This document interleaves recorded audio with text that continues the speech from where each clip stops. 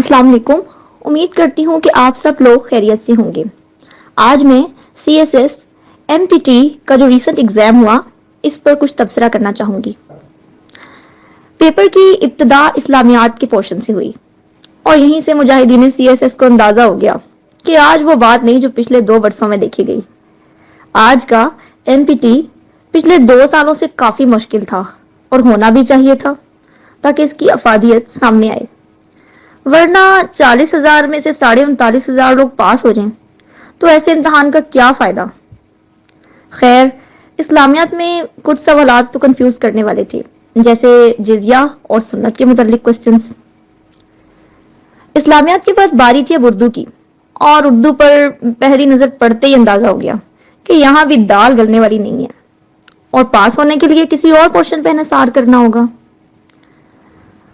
उर्दू के सवालात गैर जरूरी तौर पर मुश्किल थे क्योंकि उर्दू CSS में बतौर लाजमी मजमून शामिल नहीं है। दूसरा, उर्दू हिस्सा के अंदर इंग्लिश के सवाल डालना बिल्कुल ऐसा ही है जैसा कि जंग आज़ादी के बाद अमेरिका का जनूबी हिस्सा शुमाली हिस्सा के ऊपर डाका डाल रहा था और अंजाम अमेरिका की सिविल वॉर की शक्ल में जाहिर हुआ। अब नंबर गुजर चुके थे 40 और जो हिस्सा वसूल हुआ वो पास होने के काबिल नजर नहीं आ रहा था।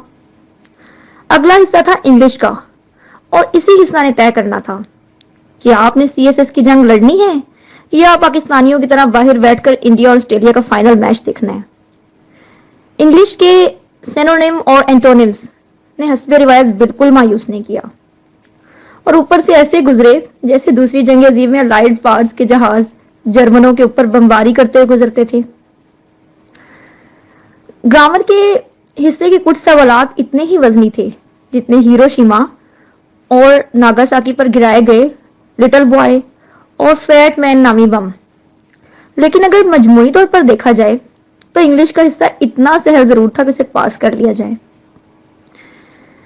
अभी तक जिनकी उम्मीदें इंग्लिश से भी बाहर नहीं थी, यकीनन उन्होंने रियाजी के हिस्सा को ऐसे बचा के रखा हुआ होगा जैसा कि ऑस्ट्रेलिया ने अफगानिस्तान के खिलाफ मैक्सवेल को बचाया हुआ था। रियाजी जनरल साइंस एंड एबिलिटी का हिस्सा टफ जरूर था लेकिन पूरे नंबर देने वाला था। अंग्रेजी के कमजोर तलबा ने इस हिस्से से इतनी हिफाजत हासिल की जितनी वर्ल्ड कप में पाकिस्तानियों ने बांग्लादेश से हासिल की, और जो इस हिस्से में कमजोर ठहरे उनका हाल वैसा ही हुआ जैसा इस वर्ल्ड कप में अफगानिस्तान ने पाकिस्तान का किया। मजमूई तौर पर अब तक मुजाहिदीन का फैसला हो चुका था कि उन्होंने CSS की जंग लड़नी है या बस दूसरे मुजाहिदीन को हथियार यानी कि नोट्स मुहैया करने हैं। जैसे अमेरिका ने दूसरी जंग अजीम के अवाइल में अलाइड पावर्स को हथियार मुहैया किए और डॉलर्स कमाए। लेकिन रुकिए, अभी 60 नंबर का पेपर बाकी था और हो सकता था कि जैसे अमेरिका दूसरी जंग अजीम का बाहर बैठकर मजा लेता रहा और फिर एकदम जंग में कूद पड़ा और दुनिया की सुपर पावर ठहरा, बिल्कुल इसी तरह कुछ मुजाहिदीन अपने हथियार आखिरी हिस्सा के लिए संभाले बैठे थे। यह हिस्सा भी मजमूई तौर पर मुश्किल था लेकिन तुक्के लगाने वाले निकल गए होंगे और बाकी के MPT में डुबकी लगाने का सोच रहे होंगे। इस MPT में अगर कोई खाली हाथ रहा तो कंप्यूटर साइंस बैकग्राउंड का मुजाहिद था जिसके हिस्सा में इतना ही कुछ आया जितना अमेरिका और बरतानिया की जंग आजादी में फ्रांस के हिस्से में आया। फ्रांस के हाथ से कनाडा और लुजानिया गया जबकि आजादी अमेरिका ले गया। या फिर ऐसे कह लें, रांझा भैंसे चराता रह गया और हीर खेड़े ले गए।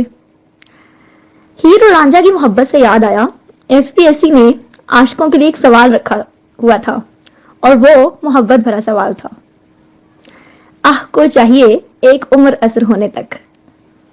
बात मुख्तसर ये कि आज का MPT मुश्किल था लेकिन इतना भी नहीं कि मजनू बनकर कहते फिरें, सुन चरखे दी मिठी मिठी हुक CSS मैनू याद आंदा, मैनू MPT दी उठदी है हुक CSS मैनू याद आंदा। तो उम्मीद करती हूँ कि आपको अब इस बार का CSS MPT के बारे में जो मैंने तबसरा किया उससे अंदाजा हो गया होगा कि इस बार के CSS MPT में किसने क्या खोया और क्या पाया। ओके, अपना ख्याल रखिएगा। अल्लाह हाफिज।